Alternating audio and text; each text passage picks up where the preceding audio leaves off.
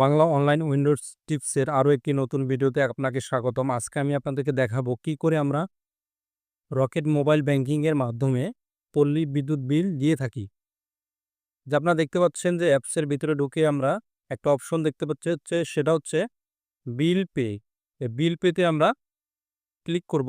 Click করার পর এখানে আমরা সার্চ দিব 10-30 দেওয়ার পর আমাদের এই অপশনটা আসবে, তার ভিতরে আমরা ক্লিক করব। ক্লিক করার পর ভিতরে ঢুকলে অপশনগুলো আসবে। এই অপশনগুলো আমরা আনতে আবার অন্যভাবেও পারবো যদি কারো কোডটা মনে না থাকে। তারপরে আপনারা দেখতে পাবেন নিচের এই জায়গার মধ্যে ইলেকট্রিসিটি নামে একটি অপশন আছে, এখানে আপনি ক্লিক করবেন। ক্লিক করলে আমরা এখানে ঢুকতে পারবো। এখানে রকেট মোবাইল ব্যাংকিংয়ের সঙ্গে যতগুলো বিদ্যুৎ বিল বা যে কোনো বিল দেওয়ার চুক্তি আছে সেগুলো এখানে শো করবে। এখানে নেস্কো আছে, তারপর এখানে দেখতে পাচ্ছেন আরও নিচে পল্লী বিদ্যুৎ পোস্টপেইড আছে, প্রিপেডে আমরা দিতে পারবো। তারপর এখানে কাস্টমার SMS অ্যাকাউন্ট নং এটা আমরা তুলব।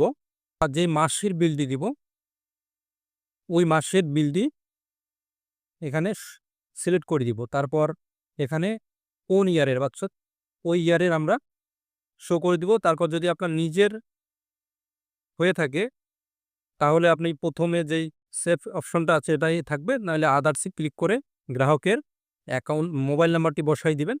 বসে দেওয়ার পর তারপর নেক্সটে ক্লিক করবেন। তারপর আমার বিল কত এসেছে আমাকে দেখাচ্ছে। আমার যদি কাগজের সঙ্গে আমার এই ম্যাচটার সঙ্গে মিল থাকে তারপর আমরা ওকে চাপ দেব। ওকে চাপ দেওয়ার পর আমরা পিন নাম্বার দিব। পিন নাম্বার দিলে তারপর আমরা সেখানে হোল্ড করে চাপ দিয়ে ধরে রাখবো।